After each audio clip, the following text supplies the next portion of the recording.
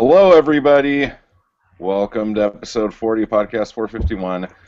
Since Zoe seems to have a cat catching her tongue, I'm going to let her talk for a couple minutes and say hello to everyone and introduce everything. Hello everyone. I can't see you. Is there any reason? Creep? You can't see? No. Uh-oh. What the hell happened? No. You can't It's see okay. me. It's okay. I can now. No. I can't. Never mind. Well, my computer, just froze or something. No. Ugh. Well, anyway. Hi everyone. Welcome to episode 40. We're not going to make a big fuss about that though. Oh, here he is. Nope, apparently not. Creep's in the mood today. I'll just let you know, everybody. Yep. Warn you in advance. We're going to be talking about a few things today that mainly centre around media retention, profiling, that kind of thing. But before we get to that, we've got some news. The usual podcast 451 news, but it's not good news in this situation. That we were hoping to have the Welcome to Black Star Canyon episode up today and launched, and it's been rejected by Amazon. Yeah, we're not amused. Nope. Particularly Creep. So would you like to go into details? Yeah, trying to get my beard out from behind my headphones, man. I was feeling trapped. Basically, there were a couple things right off the bat, and if you guys know anything about Welcome to Black Star Canyon, it is a faux nonfiction book. Okay? It's a fake book written by one of the characters from Black Star Canyon. And the first thing I got from them was I needed proof that I had permission from Ernest Wilson to publish his book. Which is awesome in a way. Well, yeah, whatever. It was awesome, but at the same time it was like I would rather them just fucking do what I ask them to do. You know what I'm saying? Yeah, but if you look on the bright side. Then, because there were 3 people's blogs who I got permission from them to use parts of their blogs, but mainly the pictures they took for their blogs of the real Black Star Canyon. And in the book, I thanked them and gave links to their blogs. Well, then Amazon needed proof that those people let me use their content or whatever. So then I wrote them back saying, here are the emails where they said I can use their shit. Again, it was mainly for the photographs, blah, blah, blah, blah, blah, blah, blah, blah, blah. Then they wrote me back and said that they don't approve books that include content that could be found for free on the internet. Yeah. And then and that was this morning. So I, at this point, don't know what to do because my gut reaction is to yell and scream and break things, and that's not going to fucking help me do anything.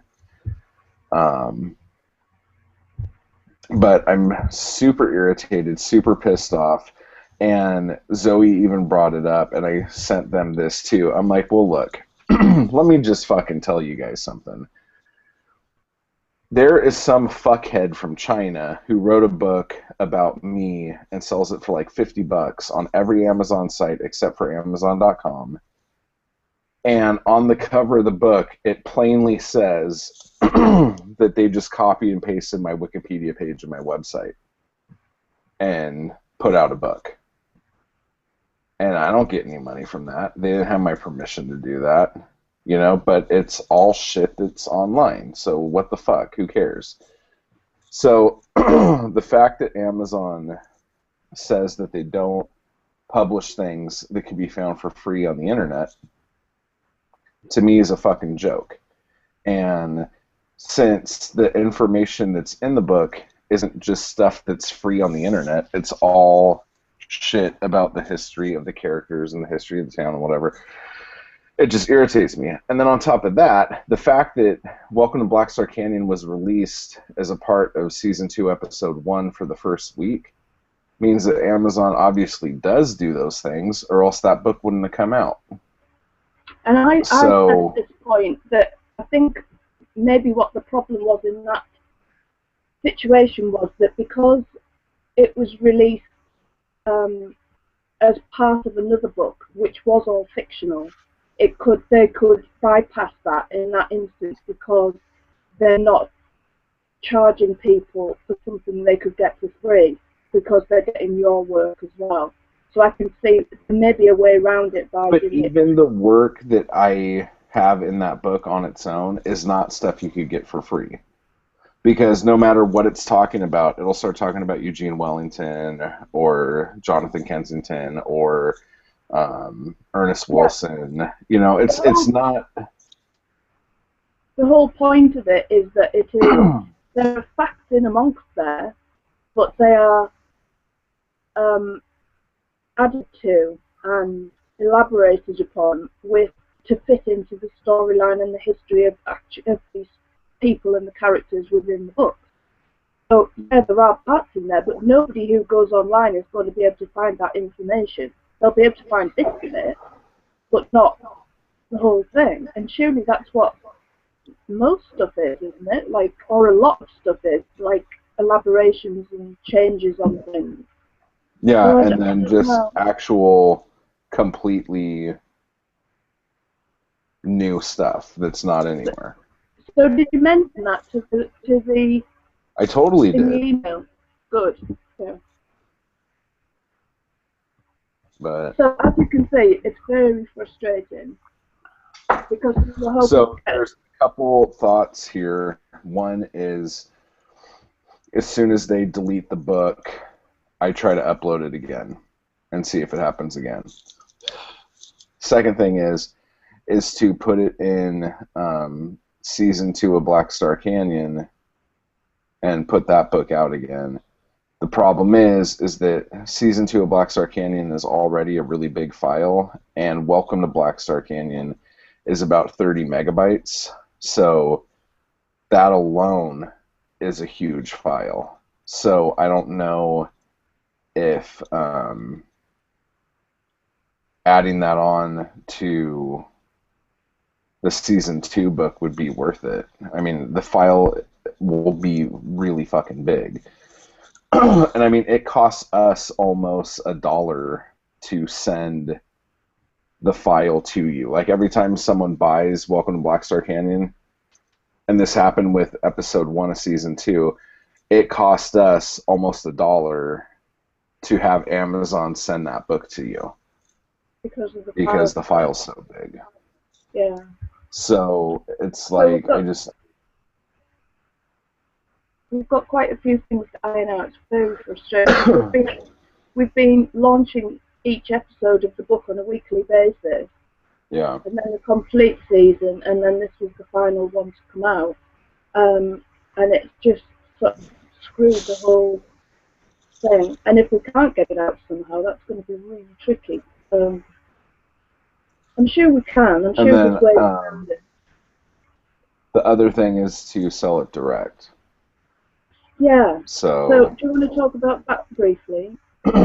Yeah, like direct sales is something that has been around forever, and more people are doing it now than before the Kindle Gold Rush, because everyone thought you needed Amazon to build your fan base and all this other stuff.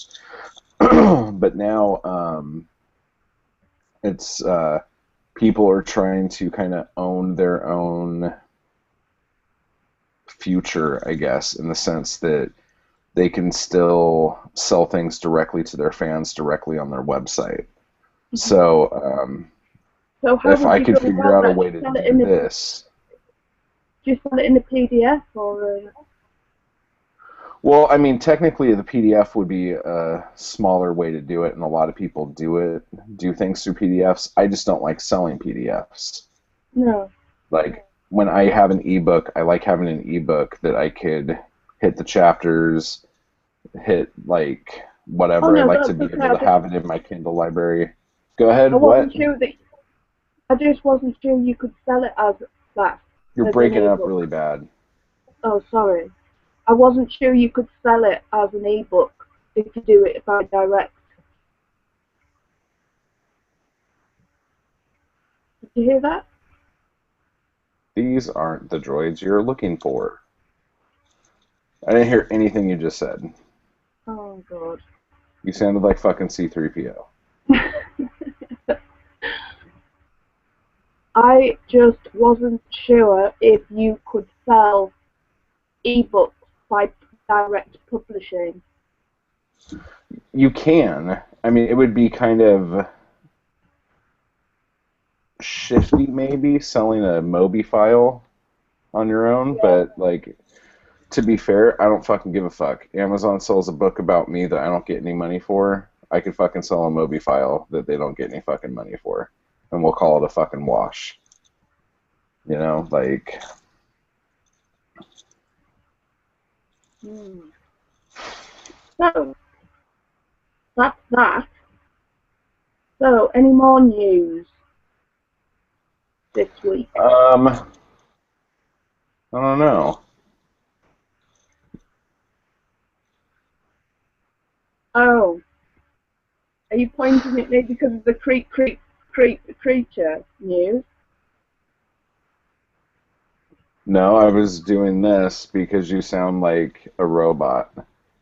Oh, These aren't the droids you're looking for. You sound like a oh. fucking stormtrooper right now.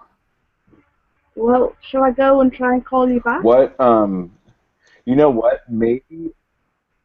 No, I think if you maybe turned off the World Cup, it would probably like open up some of your bandwidth. That's just on the telly.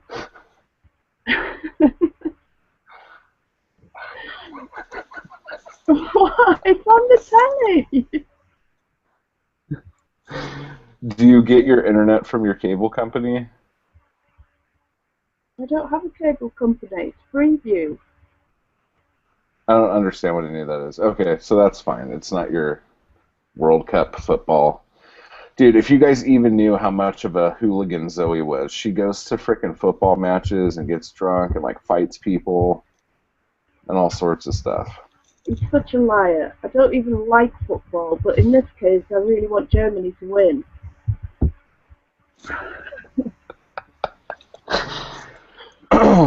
um, so since you brought up Slasherton news, why don't you go ahead and Is that any better, by the way? Because I've shut down other windows. yeah, not really, a little bit. I'm sure it'll get better after a while. It comes in waves. There's probably a lot of people watching the World Cup, to be fair, on the computer. Over there.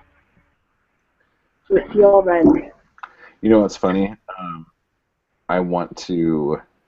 I wish I could get a clip of that shit from the IT crowd when Moss and Roy were trying to be real men, and so they lied about being soccer fans and went to a game. And Moss is like, oh look, he kicked the ball up the grass this way, and now he's running after the ball. Oh joy! Oh no, that guy kicked the ball that way, and now he's running over there. I'm not a fan, Uh, I have to say, but I do like the occasional big event, if you know what I mean. Anyway, Creek Creek Creature is progressing very slowly, but no doubt I'll have a huge panic and have to stay up all night for all of next week in order to get it done in time, because we're hoping to have it out next week. yeah. which is pushing it a little bit, but we'll see. I'm on page 36. If you want to be able to, if we push our whole product line back, you have an extra week now. Oh, that's awesome. Since Amazon took me on a date and then tried to have sex with my backside. Yeah. So. Oh, that's okay. Yeah. No, that's okay. You just get fucked in the ass whenever you want. It's fine. If it means I've got an extra week, that's fine. So I'm on page 36. Things are progressing. It's looking good. I'm loving it, but it's just taking a lot of time, so hopefully it'll be good. So, I'm sorry everybody if we're depressing you tonight. Yeah. Yeah, I'm really pissed off. So if anyone has any comments that they want to rant or want to hear me rant about anything in particular, now would be a really good time to fucking ask me. But if anybody has any similar problems to this about Amazon, that would be really useful if you can give us your experiences. Oh yeah, and then they fucking asked me. They said they wanted to know if the blogs or something that I got were in the public domain or something like that. And I'm like, will you put the book up if it's public domain?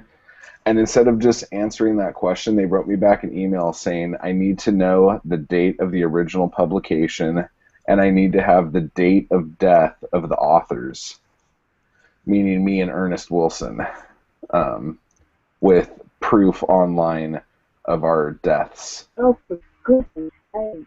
So, yeah. Why didn't you take out the blog links for a start and just say, with thanks to... Because I feel bad. No, but if you give thanks to them and put the names but not links, you know what I mean? That might be something to start with. Yeah, well, I'll find out. They have 24 hours to get back to me. So, we'll see. Oh, God. Come on, somebody, write in and cheer him up, because it's been a hard night. Yep. So anyway, do you want to... Oh, go ahead. I was just going to say, I can tell it's going to be a very short show. You think so? Yeah.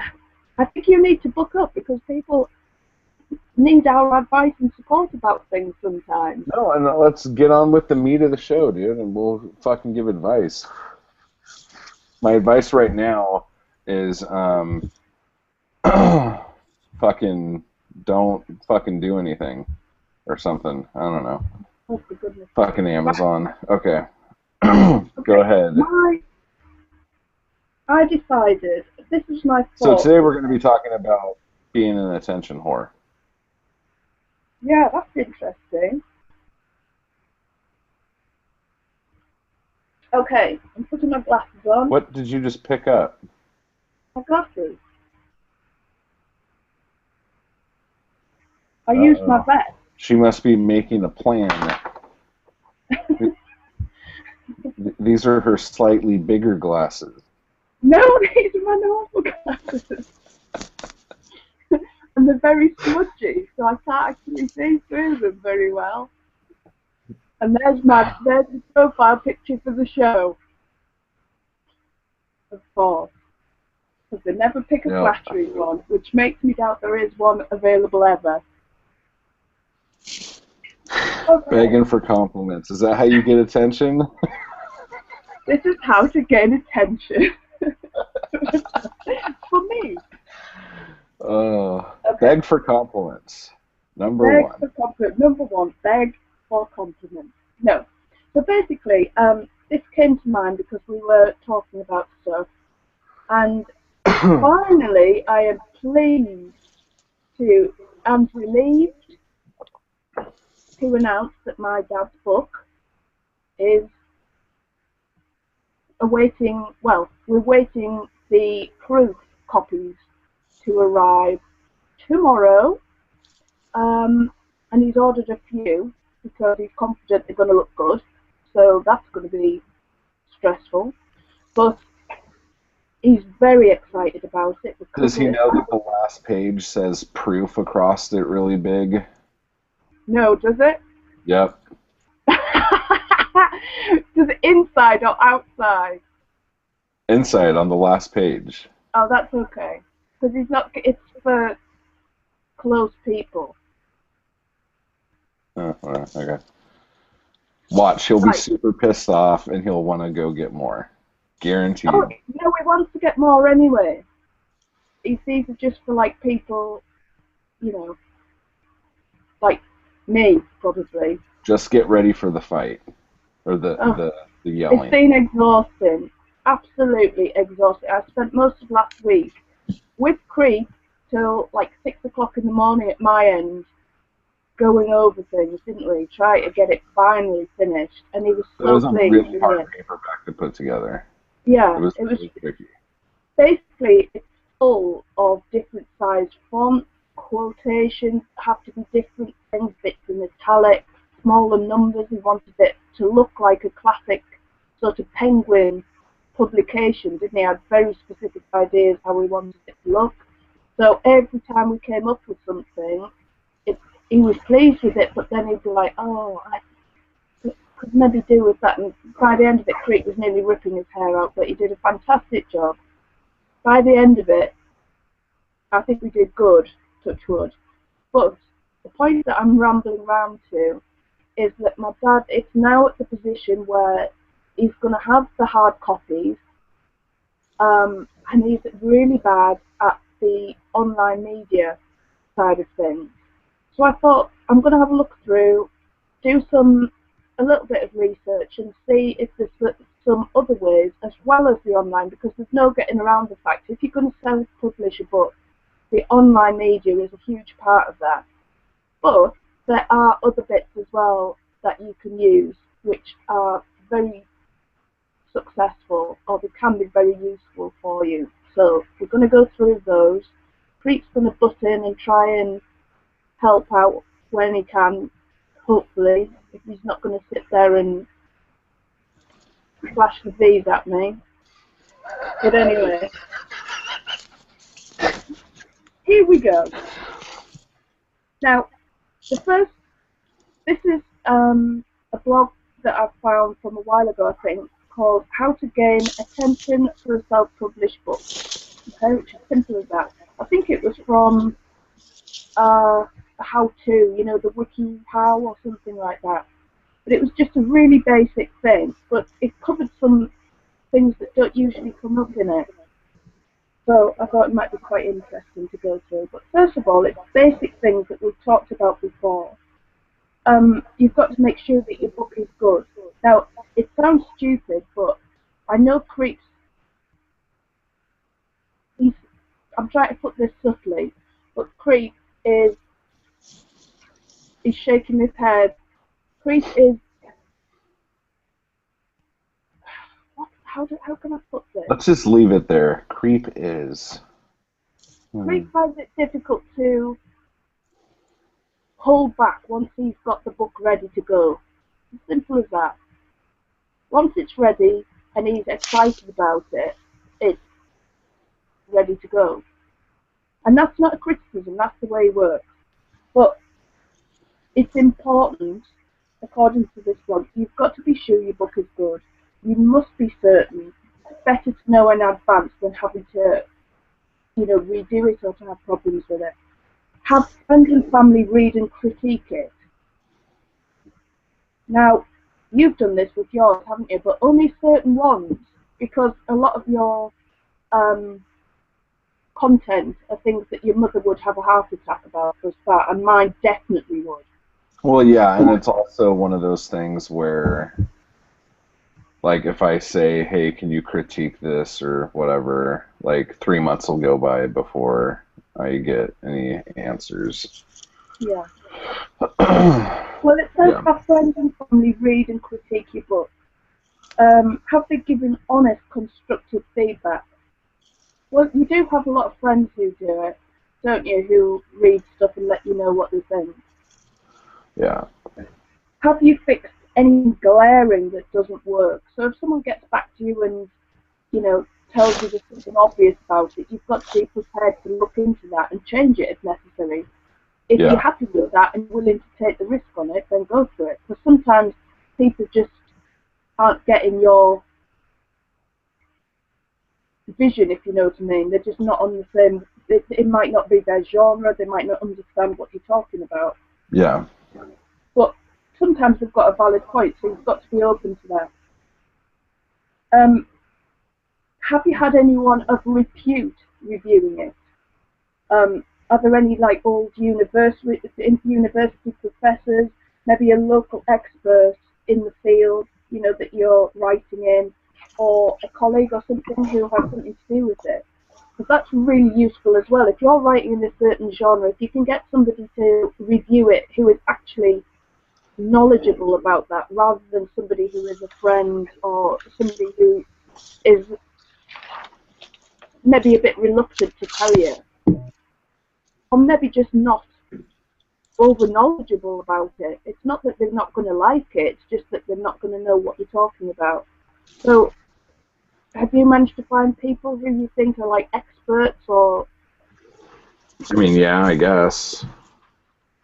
yeah, it's quite difficult, that one, because I think my dad's tried with his. He's managed to get like a couple of authors and things to read his, and he got some really good feedback and stuff, but it still hasn't got him where he wants to be with it. But again, it's all feedback in the right direction. Is your presentation excellent? It has to be. Did you use a good designer, or or did you manage to do a really good job of your own design? Now, Cleve has to say this because I do his cover art and stuff. But again, you've got to be able to look critically at your book and at the layout and at everything that's going on, and be sure that you're doing it right, that it looks good, that it's ready to be up for sale. Because again, you can rush about things and you can be so excited to put your book up. You're putting up it's like a, what's the word, like a mediocre product. Mm-hmm. The last point in this section is your price right? It's no good if the price is unrealistic, if they're not going to sell. So you've got to do a bit of research, find out similar books in similar genres with that kind of thing, and kind of gauge. But again, we've talked about this. I also want to say similar authors, like, in their career. Because there's horror writers out there who think their work might be like Stephen King. Yeah. But obviously Stephen King could charge a shit of a lot more for a book than fucking newbie Hauser, like on his first book, so. Yeah, but that's a really good point, though. Yeah, you need to have people like new authors or people with similar experience to you, or a similar. Your peer group. Yeah. Yeah. Which is really, and also, as we've talked about it, you can change it. You can change your pricing range a lot. You don't have to stick to it, so you can experiment. But to do that research in the first place instead of rushing into it is useful. Number 2 we've got here is to contact local booksellers or bookstores about carrying your book as consignment. Now, my dad has actually been offered this. This is ridiculous considering he does absolutely nothing. But he's been offered by the lady who works who owns the post office down the street, and it's like a little news agent and stuff like that. And she read the book and she loved it, and she said she's really happy to stock it for him. And he lives in a little tiny village in the middle of the countryside, kind of thing. So it's not, but it's on a busy road where people are coming through, and the post office is something that gets used a lot, So he'd be stupid to turn that down, really. So anything like that, if you can look around, that's a useful thing as well. Are there bookstores around you that you would consider? It's difficult in a big city. It's there's stores around here that sell my movies and my Yeah, music, so getting my books in there wouldn't necessarily be hard at all. But because I have so many books, I don't yeah. want to buy a bunch of those books to go sell on consignment. Why is That's that? just me. What's your argument against it though? Just as the counter argument, as devil's advocate. The devil's advocate here is I don't like to spend money unless I'm making money on something. And for me to spend more money on buying a bunch of books to go put up in fucking stores that, like, not to be a dick or anything, but I think are fucking on their last legs anyway. Like, I'm not overly excited about that. But they don't even necessarily have to be. They could be just somebody who has, I don't know, somebody that. I'm trying to think of like a better way to describe it. That's not like a niche bookstore, but is someone who is a friend of yours that would really push it. You know what I mean? Somebody who isn't necessarily a bookstore even, but someone who would put the book on sale.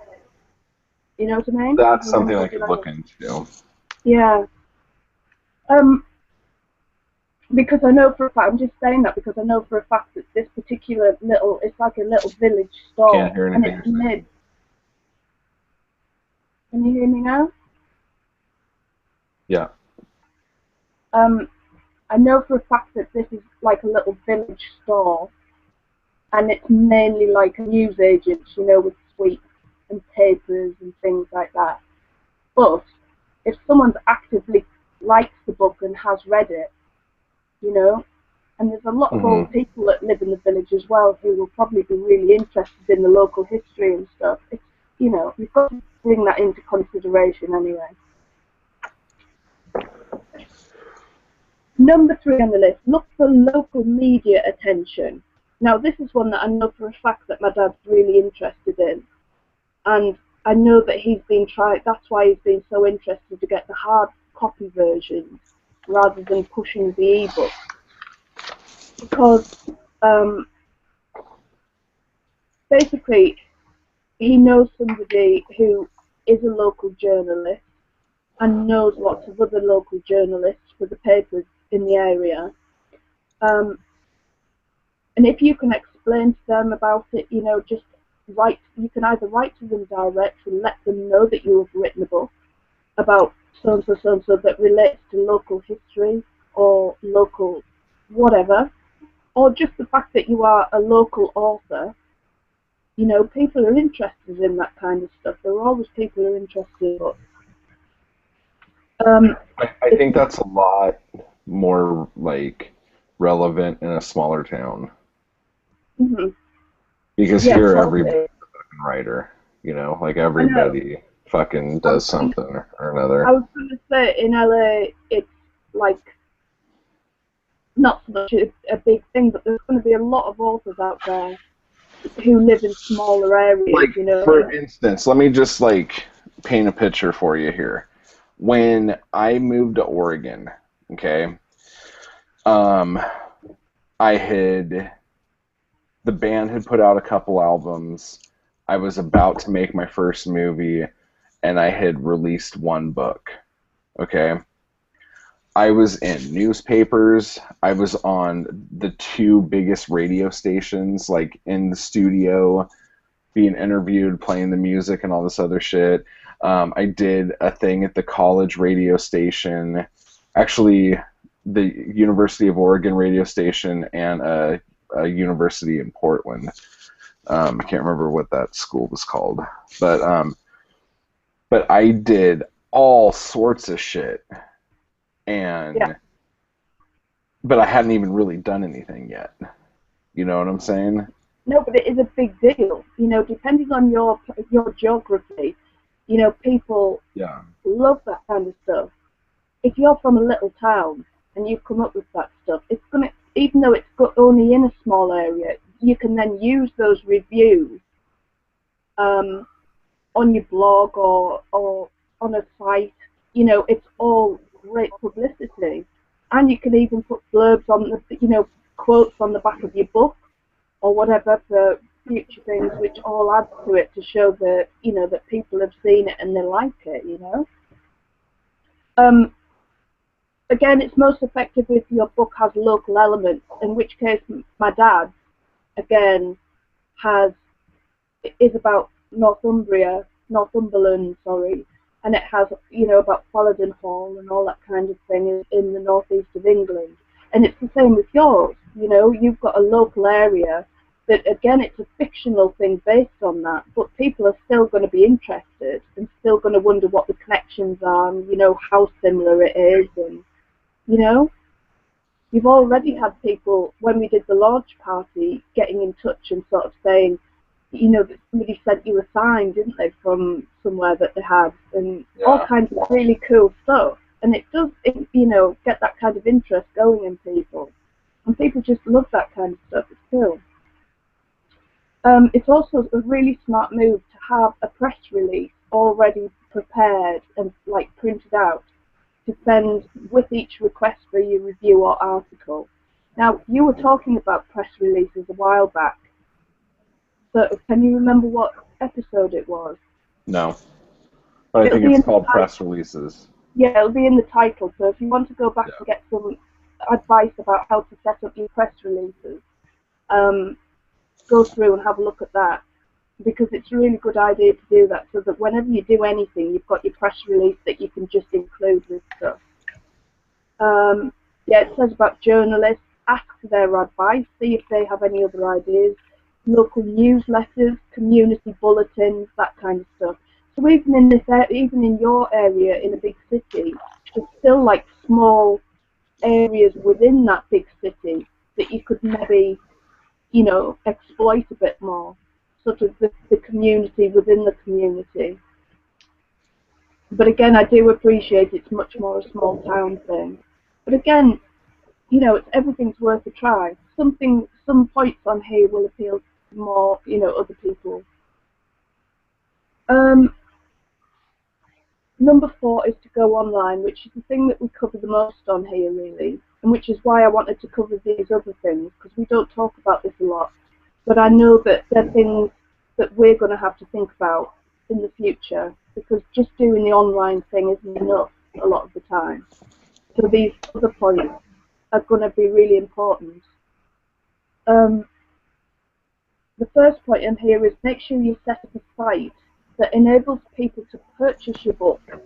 So have a website which has the, like, shop site on there or some link to a shop. Make sure it has PayPal and the other relevant payment options on there. Do you agree with that? From what I heard, I think so. Yeah. Oh, sorry. Can you not hear me at all? It's going in and out again. But basically you're saying have a site where you have the price of your book and how to pay for it and a link of where they could get it. And again, we covered this, and we had your pages where you have links with, what do you call those? Are you talking about the My Books table on the website?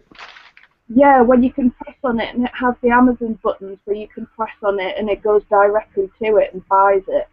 Really good. Widgets. Yeah? I'm quite proud of myself for remembering that. Technical words, not my favourite thing. Yeah, so make sure you can, and again, we've done a thing that should be labelled about that, where you can find information. We'll probably cover it again in the future, to make things as obvious and as available as possible. Sell copies on renowned online auction sites. Are we talking eBay there? I guess. I don't know why they would have that on there. But I mean, I guess it's something you could try. Yeah, I suppose. Yeah, Keep auctions rolling over all the time. Which is quite, I guess that's a way of doing it, really. It's another option, isn't it? Yeah. People like to do it that way.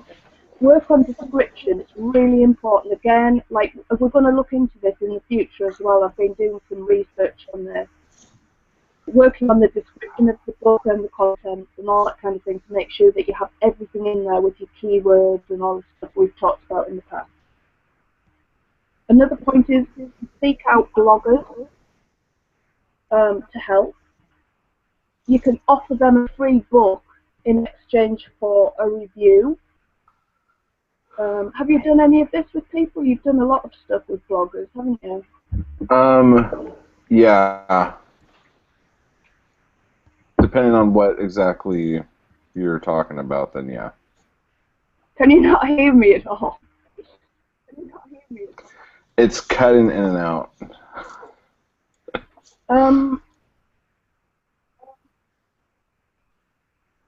Offer to guest post on their blog. Yeah. If you do offer this, make it clear you're the author and you're going to be biased about your book. So there's no sort of, you know, uncomfortableness about it. Get a Twitter account if you don't have one. Tweet regularly about your book and where it can be purchased. But don't expect the Twitter world to be interested in unrelenting promotion, which we've talked about as well. Yeah. Be interested in other ways and slip in the occasional post about your book. That's the way to go about it. Which again we've talked about.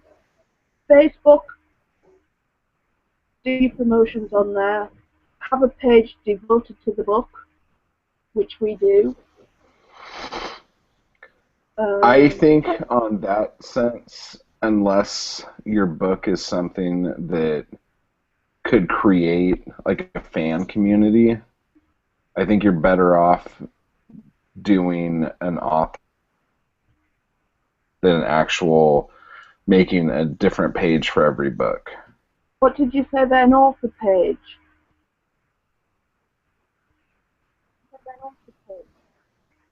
What?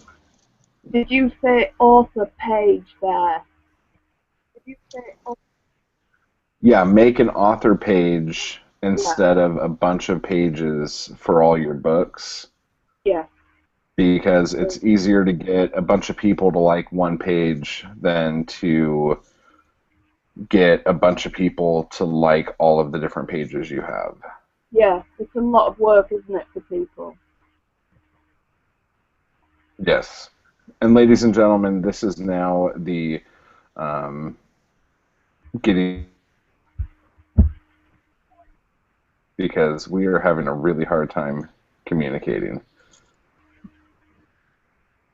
Shall we hang up and start again? There you are.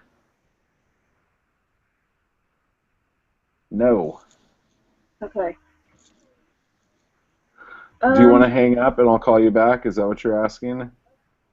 Yeah, it might be clearer, mightn't it? I don't know.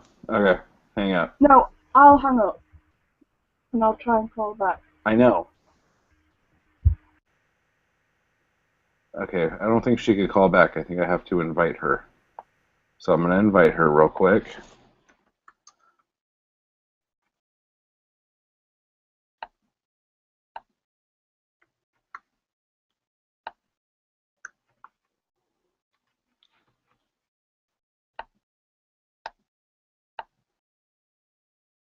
Sorry, everybody.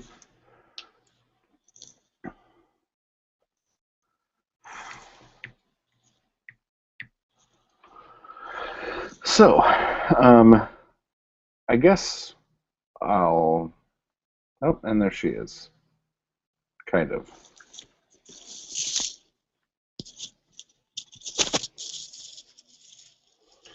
Maybe.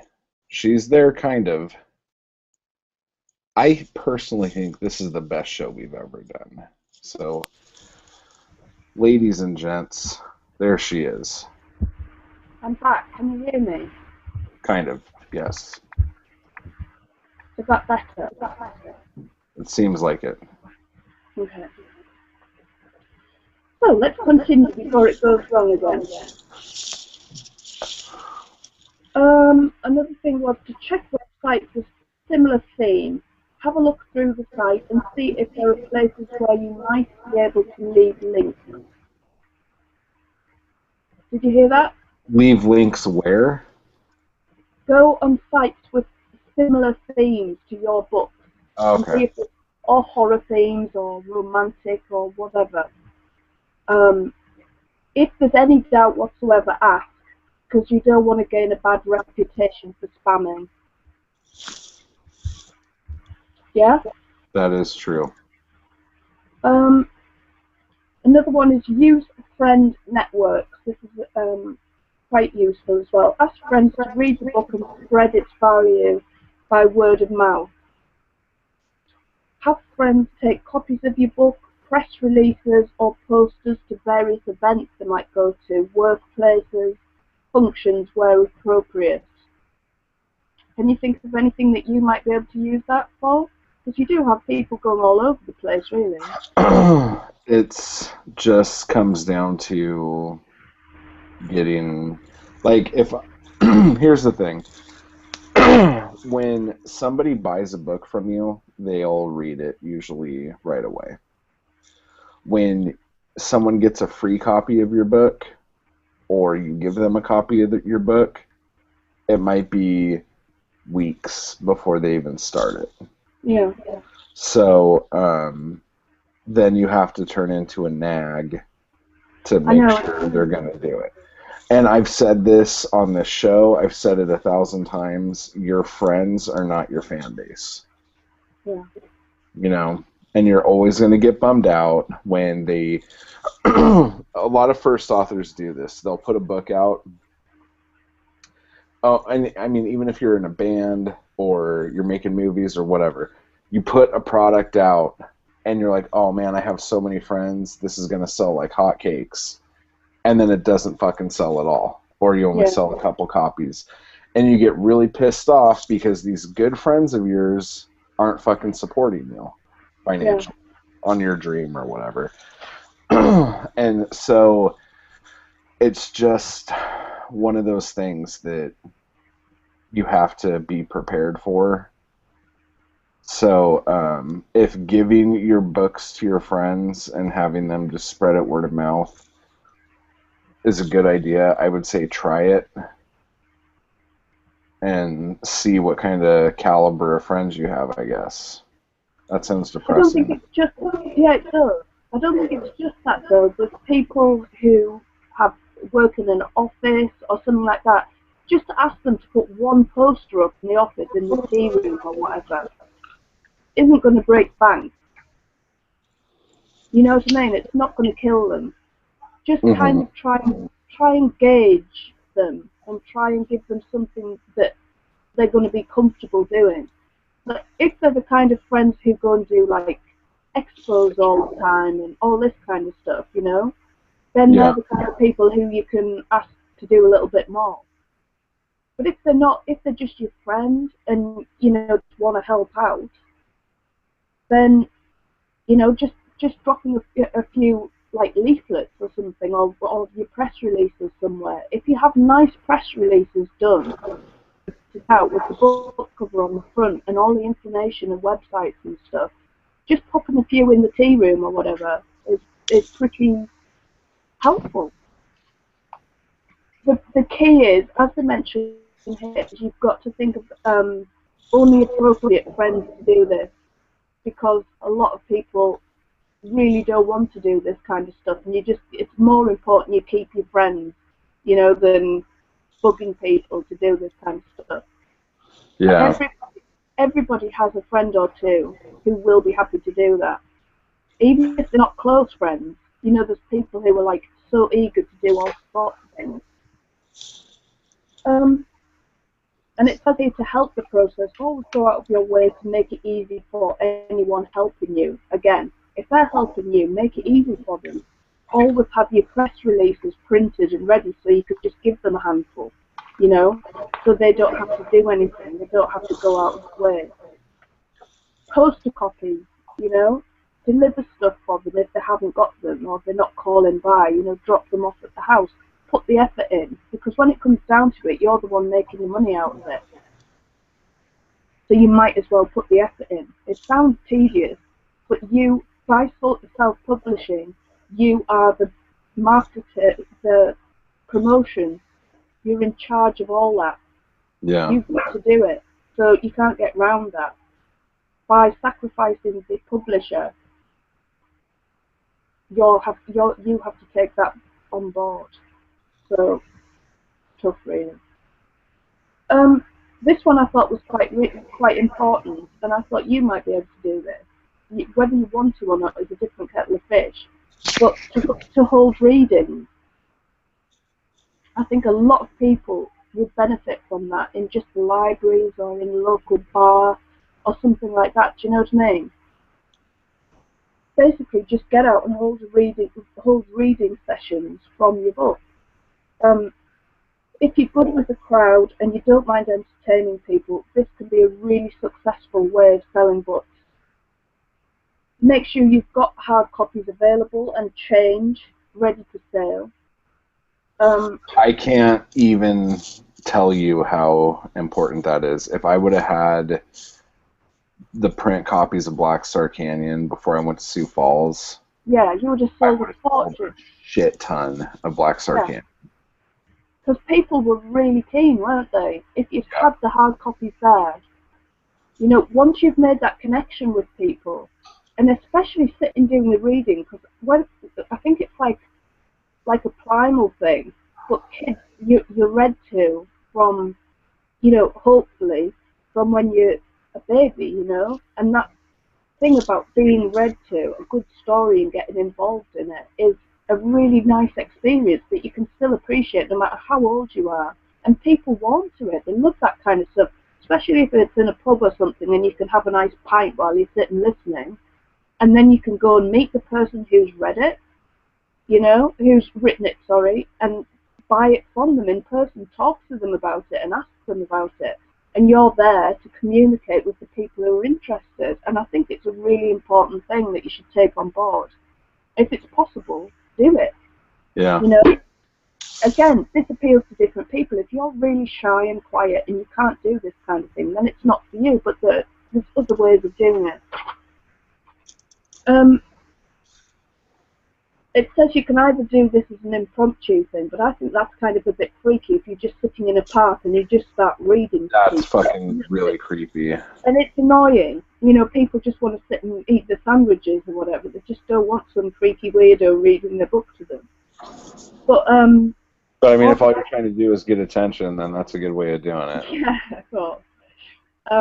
But book a room somewhere, you know, put posters up, print posters of the front cover of your book, or for the whole, you know, front and back leaf of the book, or whatever. Do something, some promotional stuff, and get it up so it's all like looks cool. Display the book in a nice way, so while you're reading, people are looking at that all the time. Maybe put posters and notices up on lampposts and things, or even do like a local ad in the paper and let people know that you're going to be in a certain place at a certain time. And it'll, you know, they don't have to have a lot of people there to get word of mouth. You can do this regularly, but not that often, and it's quite a nice experience. The one thing to note here, though, is that you should make sure you meet regulations about selling your wares. You know, it'll be okay. It will tend to be okay if you've okayed it with the barman or with the place where you're selling it and stuff. But again, if you're outdoors and you're selling stuff, make sure that you're following regulations. If you're unsure about any of this, you have your business card with the website and stuff on there. But as we've talked about in the past, the more hitches there are in between the person and the sales, the less chance you have of getting it. Yeah. So having the book there and then buying it versus having them have the card, go home, log into the computer, go onto the computer, you know, you're losing sales every single time there, every step of the way. So if you can actually sell a hard copy there and then, you're going to do really well. Yeah. The last one in the list is to try a stall in like a local market area or something like that. Now, you don't have to do this by yourself, although if you have a huge range of books that you have, you know, if you're quite prolific, as Creepers, I mean, he's got loads and loads of books out there, but they're not all in fast copy. But you've got your films and your DVDs, your CDs, all that kind of stuff as well, and the Flash2 books. If you can't do that yourself, it's maybe a good idea to get in touch with other local areas and local authors in the area and get a stall together so you've got a really good selection of stuff on there. Especially if you're a bit shy and you're a bit worried about that kind of thing. If you've got someone who's quite outgoing, who's more likely to do the talking, then that's quite a good idea too. Make sure you have all your self-published books available if you can. So that you've got as big a range as possible. Work on the display. This is really important. Make sure that the stall itself is really eye-catching. You have your posters to, get people drawn in. You have all your different merchandise. It's bright. It's, out there. Press releases printed out so they can just pick up if they want. And also having the willingness to be able to chat with customers and to talk to them about your experiences, about why you chose to do your book, what all the kind of influences, that kind of thing, will really help get people involved in it. So that's it. I think there's some good ideas there for ways other than the internet. I agree. There are some things that are kind of weird that have been popping up lately. Mm-hmm. Like the two biggest things that I think people are talking about right now are selling direct, which is as old as time, and the other thing is kind of a new idea, and it kind of goes along with your first point to an extent, but there's this new, not really new, but new to me, we'll say, thing called frictionless publishing.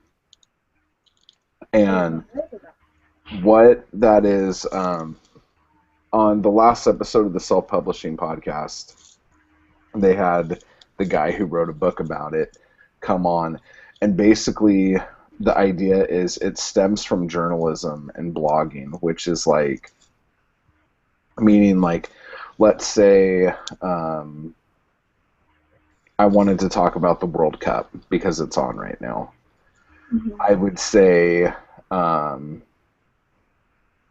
I would write a blog post that says Argentina just scored or something like that, and then realize after I posted it that, oh wait, no, they were offsides, that goal didn't count. So then I would go in and change it because I could quickly change the content of my blog post. But I could have got 10,000 hits off that first blog post. So that's putting my blog in front of 10,000 people's eyes, you know? So the idea here is that when you write a book and it's ready to go, you think, like the way I think.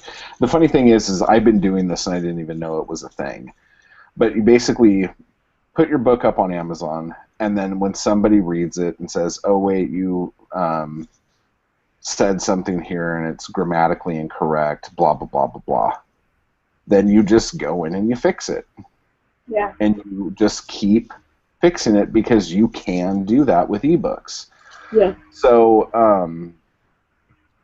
as you continue doing that, your book just gets better and better and better. And I think because of the world we live in now, all of the dinosaurs that are like, your book needs to be perfect from day one and da-da-da-da-da, and publishing fucking da-da-da-da, Shakespeare and Hemingway and rah, and all those people, they're going to start to die because that's what happens over time. And as those people fucking die and people like my daughter's age grow up, they have grown accustomed to this quick things change in a matter of a second time period, and you have all these people who write blogs, and a lot of people like my son's age, he's like 20, they're used to getting all their information from blogs. They don't check the news, they don't check anything like this. They get their information from blogs and from social communities and stuff like that, where things are misspelled a lot, where things have poor grammar, where information changes constantly. And I really think that as things go and how things transition, this idea of frictionless publishing, or just doing things and then fixing them as you go, will be more commonplace, or at least the outlook on it won't be as shitty, you know? I have a problem with it, I think, because I think you don't kind of keep up with it, and you don't try to come up with something decent in the first place and maintain that standard to start with. Then you're not going to have people in the end who can actually correct anybody. You see what I'm saying? I see what you're saying, but I think that's an old mindset. But I think it's a good mindset. Are you supposed to just not care about grammar anymore, to not care that things, to just get stuff out there that you can't make I'm not sense saying of? you have to not care about grammar anymore, but I'm saying that the younger generations don't care. And Yeah, but those are the people who are going to be buying your stuff in the next 5 to 10 years. So I'm just saying, like, whether it's like Idiocracy in motion, where people just get dumber as time goes on, whatever. I'm just saying, the way the market looks, it seems like this is going to be something that is not frowned upon. And yes, you should put out a good product when you put out your product, but I think the idea of it has to be perfect right off the bat is going further and further away. So, yeah, I agree with that. But at the same time, I think it shouldn't. I think I'm not saying it should be perfect. I'm saying it should be to the best of the person's ability. It should be the best that you can do, because otherwise it's like a lazy product. Well, you can't even say that about published authors, because published authors put out the best thing they can, and then it goes to the publisher, and then the publisher sends it to like 5 or 6 different editors to make it the best that author can do. So, like, I know. The best authors in the world have a team of eyes going over their product to make sure it doesn't suck balls. You know what I'm saying? And because our world is going more towards,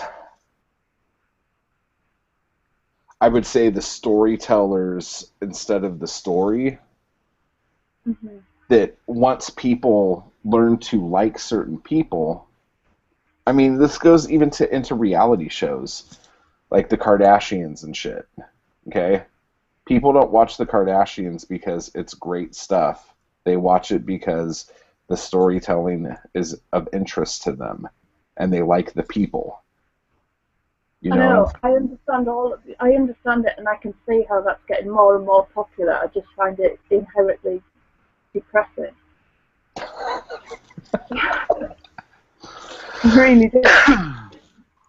But I get what you mean, and I think that you have to kind of live with the times a bit if you're in the marketing side of things.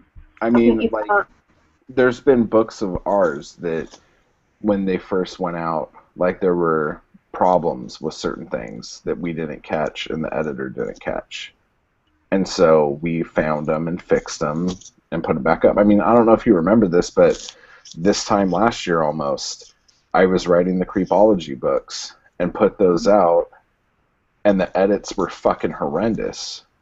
And then we had them redone and put them back up. And did you know was increased after the improved grammar? What's that? Did you find your sales increased after the improved, edit? No, but I mean, the reviews were better. I think we're still at the stage now where it's important still. And I think it'll get less important.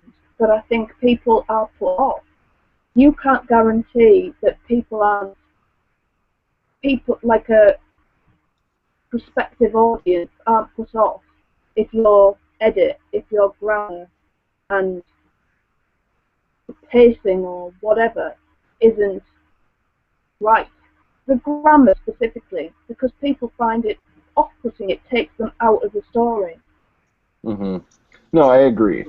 I mean, you should never write anything that makes people, as they're reading it, stop and say, wait a second, and have to reread a sentence. That should never happen. But Yeah. I'm just saying that there is going to come a point where, and I'm not saying I agree with this, but I think there's coming a point where that's not even going to matter. I ask the question, do you think it's actually going to, I can see this, your argument, and I can see how it would work in one way, but in another way, it sounds really snooty kind of thing, but how do you know that these people are actually going to buy books anyway? People who don't care about grammar and don't care about, getting I think information that's why you're readily. seeing a increase in really short books. Yeah, we You're discussed you're that getting an before, it's like increase attention span. in attention span being way fucking shorter. You went from people who spent their Saturday nights going to the movies or something, and now they would rather stay home and watch YouTube videos of old ladies falling down. You know Yeah. what I'm saying?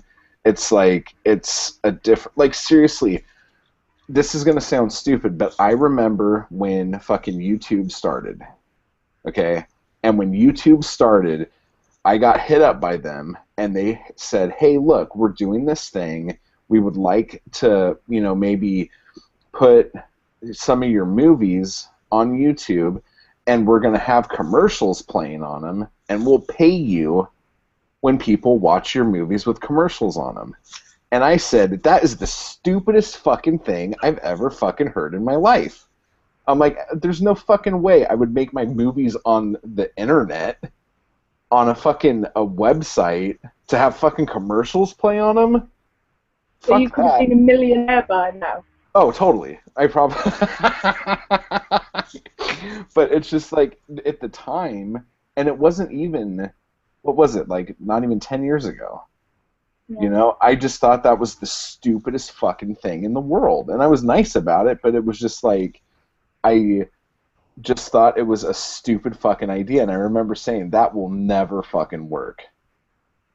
And obviously I'm older and wiser now, but at the time I thought that was a fucking stupid idea. Yeah. So anyway, like what I'm getting at is that you can't really, basically my thing is that I don't look at ideas as stupid anymore. I don't look at new things as stupid and ridiculous. I just look to see if there is a way that it could benefit me. And then if I'm unsure, like there's a couple sites right now. One of them is Publish. I don't know if you've heard of that, but I'm kind of keeping my eye on that to see if it's something that actually is taking off or working. But there's and like Wattpad is another one. Mm-hmm. I'll do that Like one. I put some stuff up on Wattpad to see if it works, and I've had some stuff from it, but it hasn't been amazing, So I'm not gonna put all my eggs in that basket, but I feel like we should never.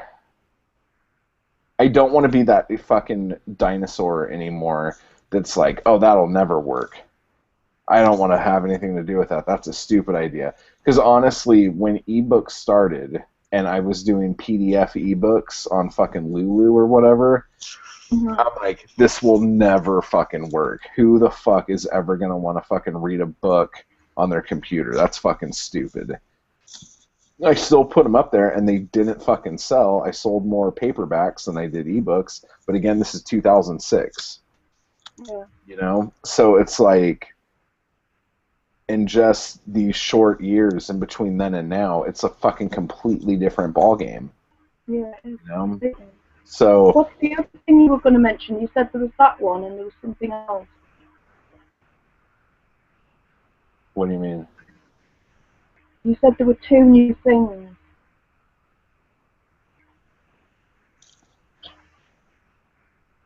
Oh no. Selling direct and this. Oh yeah, that's right. These are the things that I'm looking into at the moment. But just an update. Shar did a big thing on Facebook, like Facebook Blast, putting her stuff up, and she actually sold a few copies of stuff by doing those big Facebook blasts. So she says that according to her, it worked a bit, so she's going to keep trying it and all that other stuff. And like when I did my first Facebook blast thing where I would go to all the different groups and blast about my book, the first time I did it, it went really, really well. And then the next time I didn't, it was like I could have not even done it. And I would have the same numbers. Yeah. But the other thing I wanted to talk about. That depends on the day. Do you think that depends when you've done it or anything like that? Or Well, I did them both on at the same time a week later. Right. Okay. Because I wanted to try to match those results I got. But maybe that's why, because the same people were online. Yeah. Maybe I should have done it at a different time. But I wanted to talk about Black Star Canyon Season 1 in the KDP promo. Yeah. So in case you guys didn't know, last week we did... we just put all of our shit, for the most part, back into KDP, something that we haven't done since last year. And we did the first free promo since December on any of the books. So for 5 days, Black Star Canyon Season 1 was free. Now, the thing about this that was, I guess, kind of shocking, something I didn't expect, was I accidentally, because of other shit going on, did not do any advertisement at all that book was free other than the newsletter. And the newsletter didn't come out until I think there were 2 days left when I sent the newsletter out. So that was a complete marketing fuck up on my end, okay? But Black Star Canyon actually did better on its 5-day free run than all of the ads I've done through Fiverr with like BK Nights.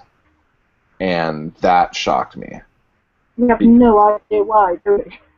I really don't. The only thing I know is that there was one website that picked up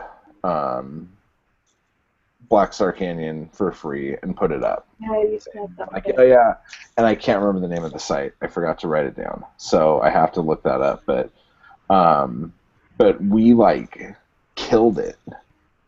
So Yeah, I was really happy, and we have been getting some sales from it, so that's been really cool. People buying Season 2, which was exactly what the plan was. So, with that being said, it seems to have worked, and as the weeks go, it'll be a little more obvious of what's going on, because not everyone's going to want to sit down and read that. No. Hopefully we're going to see things progress, aren't we, as people read it. Yeah. Which is great. It's exciting stuff. And the more I'm sitting here thinking, I'm wondering if we should just put Welcome to Black Star in Season 2 and just see what happens. Because I think in the paperback we should put it in there. Yeah, I do. Completely. That book's going to be fat as shit, dude. It's going to be a big fucking book. It's already almost twice the size of the first season. I don't know how the fuck that happened. But, yeah. I think the first season was 150 pages or something like that. And Season 2, that's the estimated Amazon Kindle page count. the estimated page count for season 2 is 299. So. Well, can you not change the font size and everything like you have in my dad's? To make it to where Grandma has to get out her freaking telescope to fucking read it. See, this is the bitter and twisted man that is being left behind after my dad's book. You know what's funny? Because the Black Star Canyon book, because like typically 11-point font is what you're supposed to use in a paperback. That's typically like looks like a real book kind of thing. Well, when I did Black Star Canyon season 1 as a paperback, I did it in 12-point. I didn't realize that 11-point was the standard or whatever. So when I got it, I mean, here. I don't know if you could tell, but it's like, that's how big the print is in it, okay? So it looks almost like, not a kid's book, but it's kind of big font, or big, yeah, it's big print. And I was really worried about it after I got the book, and I'm like, fuck, I don't want to fucking do this whole thing again. I have other shit to write, blah, blah, blah, blah. And so when my mom got it, she read it, and I'm like, dude, my mom reads a lot of stuff. I should ask her if she thinks it looks ridiculous or whatever. And I'm like, Mom, you know, did you notice that the font was a little bit bigger? You know, I loved it. It was so easy to read. She's like, it didn't strain my eyes at all. So apparently, I'll just keep writing books for your mom, who get the senior grand slam at Denny's. But, as long as your mom's happy, that's all we're asking for. Yeah. So anyway, brilliant. That's that. But then the other only two things, I was thinking about things that we haven't talked about. I'm almost done with Black Market Blood Drive finally. Yeah, I should have been done already, guys. I really should have, but like I took a week off for reasons of depression and other deep dark things like that. So yeah, so that's almost done, and I'm going on a trip tonight that's kind of business, kind of pleasure. And so on the next pleasure. I'd say it's more pleasure than business, to be fair. Well, it depends on if I actually am allowed to have pleasuring experiences while I'm there. That sounds horrible. Basically, I'm going to Vegas to fucking play pinball. That's all I want to fucking do. And there's other stuff that's going to be going down while I'm there. Other pleasuring experiences. Well, no, like other, like I gotta work on some shit. I gotta fucking hustle and do my fucking thing. But I really just want to play some fucking pinball. So hopefully next week, when we come on this show, I will have stories about pinball that will just make you sit in awe. Can't wait for that. But no, I gotta get some fucking work done too, or else I'm fucking toast. So that's. And I'm going to be drawing creatures like they're coming out of my ears. Yeah, hopefully I could get Black Market Blood Drive done. So in case we can't figure out what to do with Welcome to Black Star Canyon or Creep Creek Creature, that can come out instead. Yeah. Yeah, so I think we've done all right this week, despite being depressed.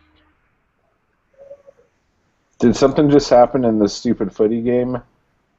Because everyone outside in the apartment's screaming right now.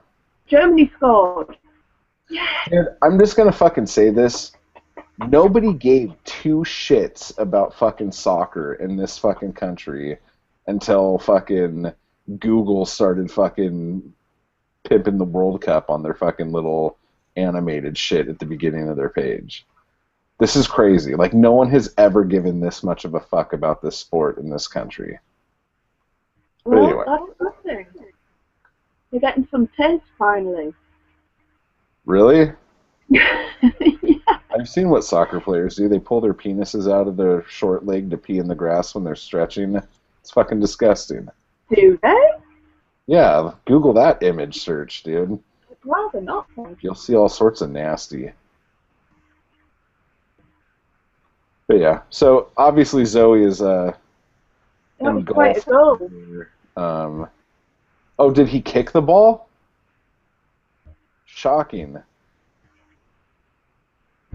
All right, that's awesome. He caught it on his chest, lowered it, bam, into the side. You are such a fucking fan. I'm really not.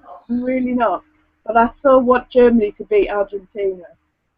Wow. So for all of our South American viewers, I apologize. I'm sorry, South American viewers. I have nothing against you. Okay. If anything, I should have more against Germany, to be fair. But World War II, huh? yeah. Oh, Still no. starting from that one. Got it. Okay. In case you guys don't know or don't care, Germany knocked England out of the World Cup, correct? Everybody knocks us out of the World Cup. What? Everybody does. Argentina knocked us out of the World Cup as well. Okay. Love it. Yeah. And your cricket team lost to India, correct? No, we drew today. Oh. Well, It was good drawn. for you there. How did that Revolutionary War go? Oh, did you lose that too? Oh, okay. Sorry. All right. Oh, I think you should go and find something else to do today. You're getting on my nerves. Oh, why don't you just take a break and have a cucumber sandwich? You'll be fine. Well, Have a little spot of tea. there's nothing wrong with a bit of English gentility.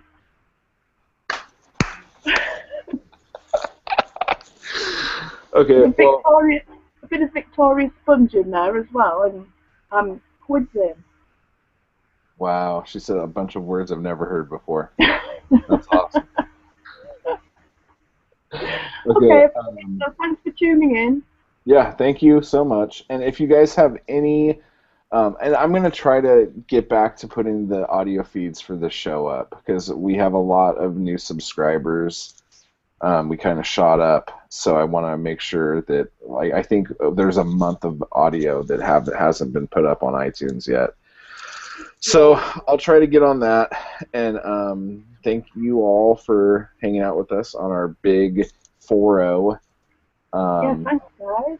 And if you guys have any suggestions on the whole Welcome to Black Star Canyon versus Amazon fiasco, I would love to hear any of your thoughts or ideas.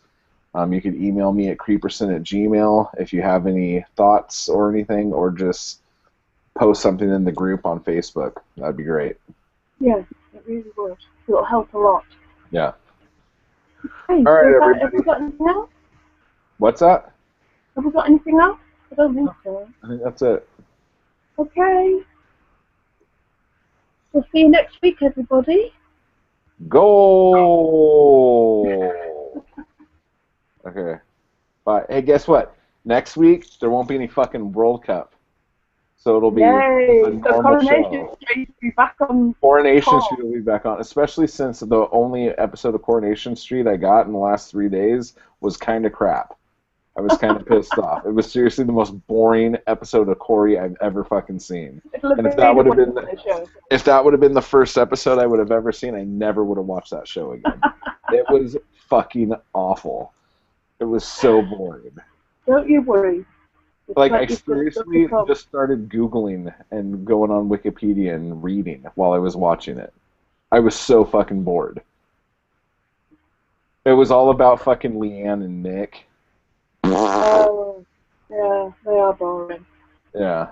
And then the guy at the auto shop started hitting on Carla, which I don't understand because he thinks, or he made a thought that she killed Tina. And he was supposed to be close with Tina, right? Kind of. Well, Steph have only known her a few months, really. But Ugh, we're overlooking that. it was just such a dull episode. It was really bad. And I Well, can't even after remember what the today, stupid cliffhanger was. probably wasn't one. After today, it's all back to normal, so Oh, we you can know go back. what? Alien Face with No Jaw went and talked to the Scale for old everyone who comedian. watches. She went well. She went to talk to the old comedian, the burglar. Oh, Meg Dennis. Yeah. And because she thinks, because Nick told her he knew where she lived, and she's Yeah. like, "How did you know where he lived?" And did one of those things, and Oh, she's awful. so he's told her that yeah, they came and told him they were going to rough him up, and then the brass band started playing. It was awful. Well, things are going to improve. I can let you know that. I know the 19th. Oh, is that when the next one's on? No, that's when Towie starts. Oh, can we stop the show? Because people are going to be committing suicide. Okay, bye. Bye, everyone.